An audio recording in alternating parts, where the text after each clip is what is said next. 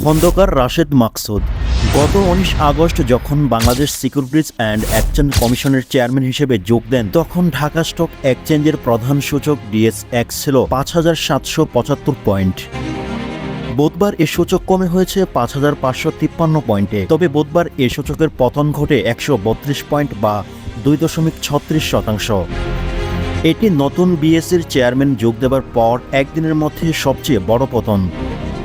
এদিকে বাজার সংশ্লিষ্ট ব্যক্তিরা বিএসইসি ও জাতীয় রাজস্ব বোর্ডের সাম্প্রতিক দুটি পদক্ষেপকে সূচকের ধারাবাহিক পতনের জন্য দায়ী করছেন। বুধবার ডিএসের ডিএস সূচকের পতন হয়েছে ২.৫৯%। এছাড়া ডিএস ৩০ সূচক ২.৫১% কমেছে। নতুন চেয়ারম্যানের যোগদান পরবর্তী ১.৫ মাসে শেয়ার বাজারের মাঝে মধ্যে অবশ্যই উত্থান হয়েছে, তবে বেশিরভাগ সময় পতন ঘটে। উত্থান পতনের এ সময়ে সার্বিক ডিএসএক্স সূচক ৩৩২ পয়েন্ট কমে। বড় দরপতনের ঘটনায় বুধবার একদল বিনিয়োগকারী বিক্ষোভ করেন। তারা বিএসসি চেয়ারম্যান খন্দকার রাশেদ মাকসুদের পদত্যাগ দাবি করেন। দরপতনের প্রতিবাদে দুপুর ১২টার দিকে তারা রাজধানীর মতিঝিলে ডিএসসি ভবনের সামনে জড়ো হয়ে বিক্ষোভ শুরু করেন। বাংলাদেশ পুঁজিবাজার বিনিয়োগকারী ঐক্য পরিষদের ব্যানারে বিক্ষোভটি করা হয়। এ সময় তারা শেয়ার বাজারের সাম্প্রতিক দরপতনের জন্য বিএসইসির মূলনীতিকে দায়ী করে বিভিন্ন স্লোগান দেন। বাজার সংশ্লিষ্ট ব্যক্তিরা মনে করেন বুধবার সূচক পতনের পেছনে দুটি কারণ দায়ী। একটি হচ্ছে গত মঙ্গলবার বেক্সিমকোর শেয়ার নিয়ে কারসাজির সঙ্গে জড়িত থাকা অভিযোগে ৪ প্রতিষ্ঠান ও ৫ ব্যক্তিকে ৪২৮ কোটি টাকা জরিমানা করা। এতে এক শ্রেণীর বিনিয়োগকারী বাজার বিমুখ হয়েছেন। অন্য কারণটি হচ্ছে জাতীয় রাজস্ব বোর্ডের কেন্দ্রীয় গোয়েন্দা সেলের পক্ষ থেকে দেশের শীর্ষস্থানীয় শিল্পী গোষ্ঠী Bashundhara group, Orion group, summit group, Beximco group এবং এসএলএম গ্রুপ ও নাসা গ্রুপ এবং থার্ড ওয়েভ টেকনোলজিস লিমিটেড মালিকানা বদলে নিষেধাজ্ঞা জারি। এসব গ্রুপ বা কোম্পানি তালিকাভুক্ত শেয়ারে লেনদেনের কোনো নিষেধাজ্ঞা জারি না হলেও অনেকে ভুল বুঝেছেন এবং তাতে বাজারে এক ধরনের গুজব ছড়িয়ে পড়ে। টিম টিআরসি হৃদয়ে ধারণ করে বাংলাদেশ।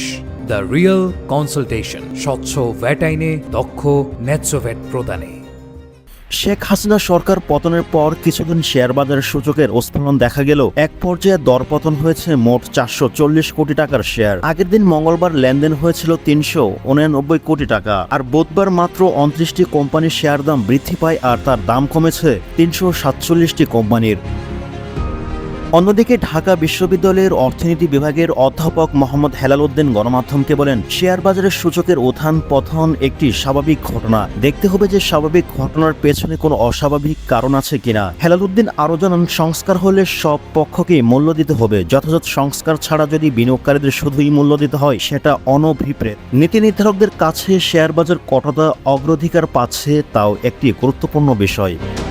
এদিকে বড় দরপতনের দিনে বুধবার বিএসইসির আয়োজিত এক মতবিনিময় সভায় প্রাথমিক গণপ্রস্তাব অনুমোদনের প্রক্রিয়া সহজ করা সহ একগুচ্ছ সুপারিশ করে বাজার সংশ্লিষ্ট ব্যক্তিরা।